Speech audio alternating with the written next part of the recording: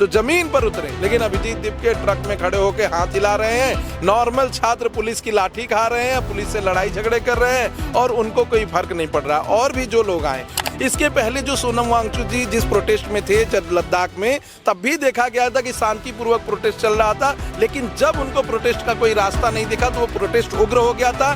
5 से ज्यादा लोगों को बीजेपी के लद्दाख ऑफिस को पूरा जला दिया गया था। कई दिनों तक वहां पे इंटरनेट बंद करना पड़ा था और उस प्रोटेस्ट को बाद में न्यूज चैनलों पे और कोर्ट में दबा दिया गया। वही सिमिलर एक्टिविटी यहां पर भी देखने को मिली। जब तक सोनम वांगचुक जी 18 दिन तक प्रोटेस्ट कर रहे थे, शांत माहौल था। लेकिन जैसे ही वो हॉस्पिटल जाते हैं, यहाँ भी उग्र प्रदर्शन करने की कोशिश की जाती है। देखिए, ऐसा कहने से नहीं होगा, कई सारी वीडियो रिकॉर्डिंग आ रही है। 5 मीडिया रिपोर्टर को तो मैं जानता हूँ जिनको जबरदस्ती घसीट कर भीड़ के बीच में ले जाया गया और उन्हें राइट विंग का कहकर पीटा गया और गोदी मीडिया कह के पीटा गया, अपशब्द बोला गया। वहाँ पे पुलिसकर्मी थे और जितने भी सुरक्षाकर्मी बल थे, उनकी जो नेम प्लेट नहीं थी उसको लेके काफी पूछा जा रहा है कि क्यों नहीं था। देखिए, जब कभी भी ऐसा प्रोटेस्ट होता है तो जरूरी नहीं है कि पुलिस अपनी आइडेंटिटी शो करे। पुलिस अपनी आइडेंटिटी शो अन्ना हजारे जी ने जब 2011 में प्रोटेस्ट किया था, जो आमरण अनशन पे भी बैठे थे, तो क्या 15-12 दिन के अनशन में उन्होंने अपना धैर्य खो दिया था?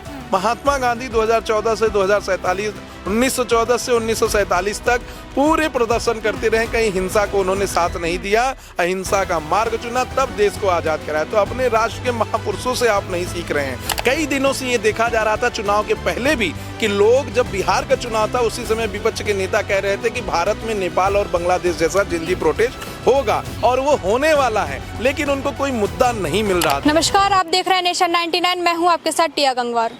जिस तरीके से कल दिल्ली को जलाया गया, जिस तरीके से स्टूडेंट्स, युवा जिसे जेनजी बोलते हैं, वो हमारे साथ विशाल सर मौजूद है। हम सर से बात करेंगे। सर, क्या बोलेंगे जिस तरीके से कल दिल्ली जलाई गई थी, काफी बच्चे दूर दूर से आए थे अपनी समस्याएं लेके, उनके लिए क्या बोलेंगे? देखिए, सबसे पहले तो मैं कहना चाहता हूं कि लोकतंत्र में विरोध करना सबका अधिकार है, लेकिन उग्र विरोध करना किसी का अधिकार नहीं है। अगर इन बच्चों का, जिनका अभी कैरियर सेफ हो रहा है, जिनको आगे चल के हो सकता है IAS अधिकारी बनना हो, डिस्ट्रिक्ट मजिस्ट्रेट बनना हो, या जीवन में और भी कुछ लक्ष्य हासिल करने हो, इनके खिलाफ क्रिमिनल केस हो जाएंगे तो ये कुछ भी नहीं बन पाएंगे। तो कानून को अपने हाथ में नहीं लेना चाहिए। प्रोटेस्ट करना आपका फंडामेंटल राइट है, जरूर प्रोटेस्ट करिए, लेकिन इस तरीके से उग्र प्रोटेस्ट का भाग मत बनिए कि सरकार अगर आपके खिलाफ कोई केस कर दे तो आपको उसका खामियाजा भुगतना पड़े। दूसरी बात मैं कहना चाहूंगा कि शुरुआत से ही ये प्रोटेस्ट कहीं ना कहीं इसमें विक्टिम कार्ड का कमी था, जो विक्टिम कार्ड कल इन लोगों को मिला। पहले से ये लोग चाहते थे कि जल्द से जल्द ऐसा कोई पुलिस एक्शन ले या सरकार एक्शन ले जिसको कि ये लोगों के सामने दिखा सके कि ये हमारे साथ गलत हुआ। और वो चीजें कल हुई, कल इसलिए हुई क्योंकि इन लोगों ने कानून को अपने हाथ में लिया। कई सारे लोगों को ये लोग मारने पीटने की कोशिश की है, पत्रकार बंधुओं को अपने ग्रुप में पूरा खींचने की कोशिश की है, और कई लोगों को ये लेबल देकर कि ये राइट विंग का है, उनको वो लोग प्रहार कर दिए। तो ऐसे में कानून को अपने हाथ में लेना, सरकारी बसों को तोड़ना, इमारतों को तोड़ना और रोड को जाम करना बिना परमिशन के कहीं से भी सही नहीं है। ये भारतीय जनता पार्टी है या दिल्ली की सरकार है या सुप्रीम कोर्ट, हाई कोर्ट है जो अभी तक कोई एक्शन नहीं लिया, नहीं तो अब तक बहुत बड़ा एक्शन इसके खिलाफ लिया जा चुका होता। अगर आप चाइना में प्रोटेस्ट करते तो अब तक कब के जेल में भी भर दिए गए होते और हो सकता है कि आपकी सोशल आइडेंटिटी को भी खत्म कर दिया जाता। और चाइना में तो इतना कड़ा इन सब चीजों पर रोक है कि किसी भी अगर नागरिक को, जिसके आवागमन में आपने रोक किया, उसके खिलाफ आप अगर कुछ भी करते हैं तो वो नागरिक आपके खिलाफ एक्शन ले सकता है। आप देखिए, कल मेट्रो की लाइनें बदलनी पड़ी, इंटरनेट बंद करना पड़ा, कई बसों में जिसमें यात्री बैठे थे उस पर ये लोग ईंटा पत्थर चला रहे थे। तो ऐसे में कहीं ना कहीं लोगों के, नागरिकों का, इस देश के नागरिकों का राइट का वायलेशन हो रहा है।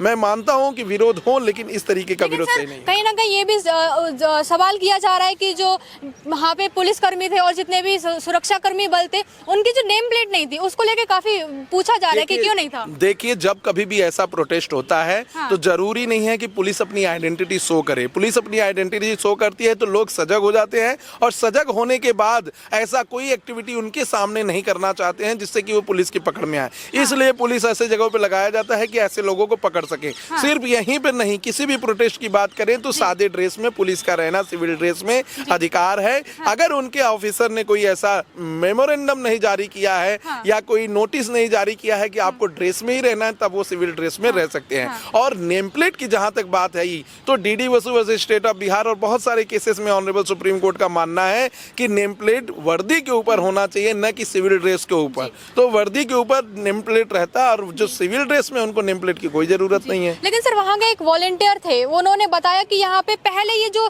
गाड़ियाँ थी वो गाड़ियाँ नहीं खड़ी थी, टूटी फूटी गाड़ियाँ वहाँ पे खड़ी कर दी थी ले जाके। एक जो ट्रक था उसमें जो थे बड़े बड़े पत्थर भर दिए ले जाके। उनका कहना था कि ये अभी जब मार्च निकलेगी तो इन पे आरोप लगाया जाए कि ये गाड़ी इन्होंने तोड़ी और जो पत्थर जो है इन्होंने लाके खड़े किए, ये इन्होंने फेंके हैं। देखिए, ऐसा कहने से नहीं होगा, कई सारी वीडियो रिकॉर्डिंग आ रही है।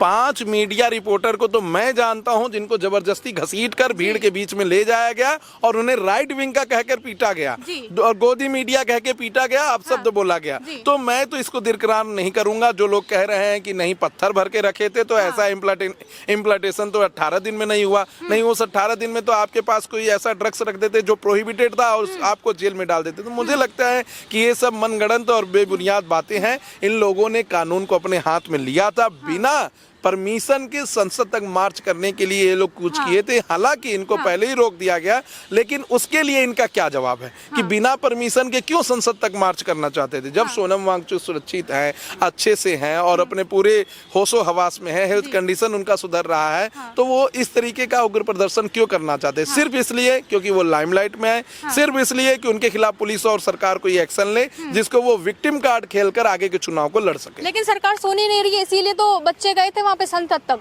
देखिए, सरकार नहीं सुन रही है तो इसका मतलब ये नहीं कि आप कानून हाथ में ले लीजिए। बहुत बार ऐसा होता है कि लोगों को सही रास्ता चुनना पड़ता है। बहुत बार ऐसा होता है कि समय लगता है आपको बात बनवाने में। अन्ना हजारे जी ने जब 2011 में प्रोटेस्ट किया था, जो आमरण अनशन पे भी बैठे थे, तो क्या 15-12 दिन के अनशन में उन्होंने अपना धैर्य खो दिया था? महात्मा गांधी 2014 से 1914 से 1947 तक पूरे प्रदर्शन करते रहे, कहीं हिंसा को उन्होंने साथ नहीं दिया, अहिंसा का मार्ग चुना, तब देश को आजाद कराया। तो अपने राष्ट्र के महापुरुषों से आप नहीं सीख रहे हैं और आप कानून इस तरीके से हाथ में ले रहे हैं। नहीं, मैं नहीं मानता कि ये सीजीआई जी के कमेंट से या धर्मेंद्र प्रधान जी की एक्टिविटी से। कई दिनों से ये देखा जा रहा था चुनाव के पहले भी कि लोग, जब बिहार का चुनाव था उसी समय विपक्ष के नेता कह रहे थे कि भारत में नेपाल और बांग्लादेश जैसा जिंदी प्रोटेस्ट होगा और वो होने वाला है, लेकिन उनको कोई मुद्दा नहीं मिल रहा था। इसके पहले जो सोनम वांगचुक जी जिस प्रोटेस्ट में थे, जब लद्दाख में, तब भी देखा गया था कि शांतिपूर्वक प्रोटेस्ट चल रहा था, लेकिन जब उनको प्रोटेस्ट का कोई रास्ता नहीं दिखा तो वो प्रोटेस्ट उग्र हो गया था। 5 से ज्यादा लोगों को जला देगा। बीजेपी के लद्दाख ऑफिस को पूरा जला दिया गया था। कई दिनों तक वहां पे इंटरनेट बंद करना पड़ा था और उस प्रोटेस्ट को बाद में न्यूज चैनलों पे और कोर्ट में दबा दिया गया। वही सिमिलर एक्टिविटी यहां पर भी देखने को मिली। जब तक सोनम वांगचुक जी 18 दिन तक प्रोटेस्ट कर रहे थे, शांत माहौल था, लेकिन जैसे ही वो हॉस्पिटल जाते हैं, यहाँ भी उग्र प्रदर्शन करने की कोशिश की जाती है। एक मर्तबा अगर हम मान लेते हैं कि 1000 छात्र संसद के अंदर घुस जाते हैं और संसद के किसी विंग को आग लगा देते हैं, तो उसके लिए कौन जिम्मेदार होगा? क्या विश्व स्तर पर भारत की छवि नहीं खराब होगी?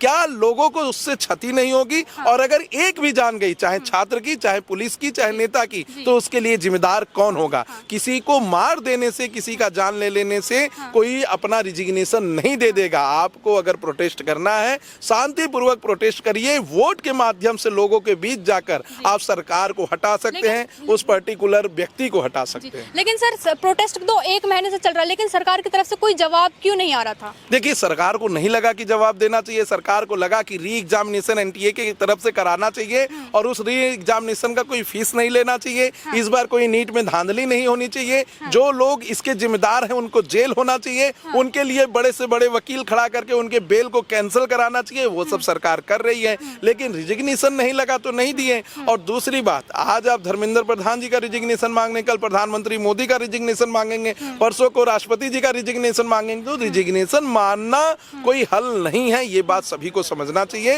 हालांकि इस पर धर्मेंद्र प्रधान जी को आकर सामने लोगों को बोलना चाहिए था कि गलती हुई है, नीट का पेपर अब जब दोबारा होगा तो इसमें कोई ऐसा कमी नहीं आएगा। जैसे IIT-JEE, CUET और तमाम अन्य पेपर CBT बेस्ड होते हैं, कंप्यूटर बेस्ड, उसी तरीके से नीट का पेपर भी कराया जाना चाहिए, ऐसा उन्हें बोलना चाहिए था, लेकिन उन्होंने नहीं कहा, जो उनकी कमी है। और मैं 100% श्योर हूं कि अगले इलेक्शन में ना तो उन्हें सीट मिलेगी, ना तो वो एजुकेशन मिनिस्टर बनेंगे।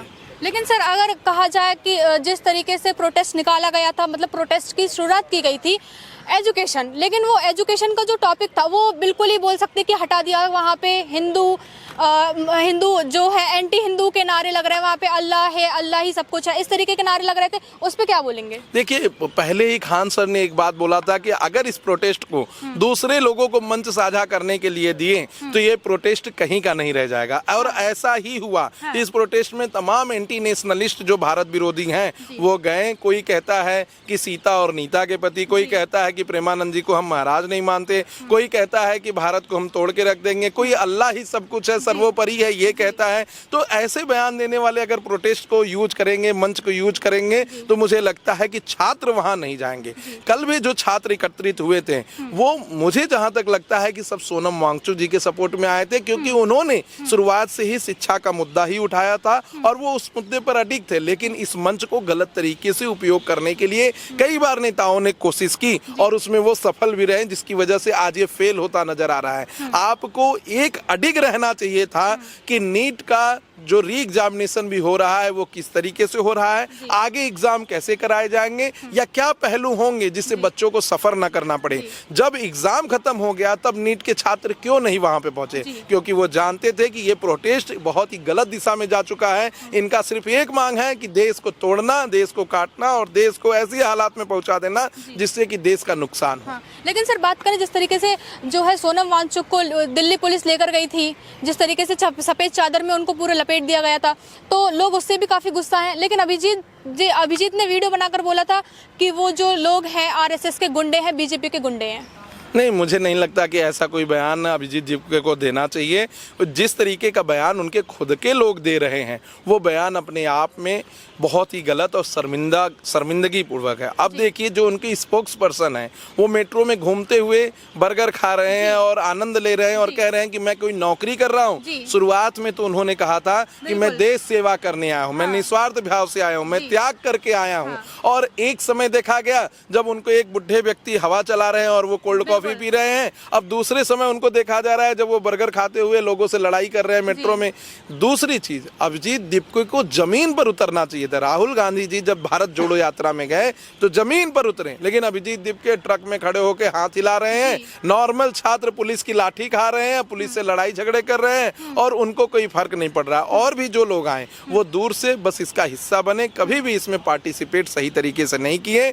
लोगों को मूर्ख बनाने का काम कर रहे हैं ये लोग और आगे चलकर इनका पूरा भंडा फूट जाएगा। अच्छा सर, इस पे क्या कहना चाहेंगे कि यहाँ पे जो है बड़े बड़े सेलिब्रिटी आ रहे हैं जो एक मूवी का 200 करोड़ रुपए चार्ज करते हैं, जैसे कि प्रकाश राज, स्वरा भास्कर हो गई, सोनाक्षी सिन्हा ने भी स्टैंड लिया है, सोनम वांगचुक जी और CJP को पूरे प्रोटेस्ट को लेकर, तो इसमें क्या कहना चाहेंगे? देखिए, मैं कहना चाहता हूं कि सबसे पहले तो इनको कहां से फंड आ रहा है इसकी पूरी जांच होनी चाहिए। इसमें जरूरी नहीं है कि जो लोग फिल्मों में जितना पैसा लेते हो इस प्रोटेस्ट में भी उतना ले, तो हो सकता है कि उनकी पॉलिटिकल मंशा हो कि आगे चलकर हम भी कोई पार्टी बनाएंगे। क्योंकि हमने देखा अभी तमिलनाडु में किस तरीके से थालापति विजय ने सरकार भी बनाई, वो भी एक सिनेमा जगत से ही आते हैं। तो इन लोगों की मंशा ये भी हो सकती है। और साउथ में हमने बहुत बार देखा है कि वहाँ के जो एक्टर होते हैं आगे चल के वो बहुत बड़े पॉलिटिशियन बन जाते हैं। तो कई तरीके के जो लोग इसमें इन्वॉल्व हो रहे हैं उनका साफ साफ दो तरीके के लोग हैं। एक जो भारत को सेफ नहीं मानते हैं और भारत में ही रहना चाहते हैं, दूसरा जो भारत में ऐसी उग्रवादी घटनाओं को उठाकर खुद को अपने आप को इस्टेब्लिश करना चाहते हैं, अपने आप को, अपनी राजनीति को, अपने बिजनेस को और अपने लोगों के लिए उन्हें आकर्षित करना चाहते हैं। आज देखिए कि जितने भी लोग हैं जो एक पर्टिकुलर कम्युनिटी को सपोर्ट करते हैं वो चाहते हैं कि मेरी मूवी जब निकले तो वही पर्टिकुलर अगर कम्युनिटी पूरी तरीके से चली जाएगी तो मेरा मूवी अच्छे से चल जाएगा। और कई बार ऐसा हुआ भी है कि पठान मूवी आई है, खान मूवी आई है, तो उसमें पर्टिकुलर लोग ही गए हैं। तो ऐसे में मेरा मानना है कि उनका पॉलिटिकल मोटिव है, उनका बिजनेस मोटिव है, वो आगे चलकर वो साफ साफ दिखेगा।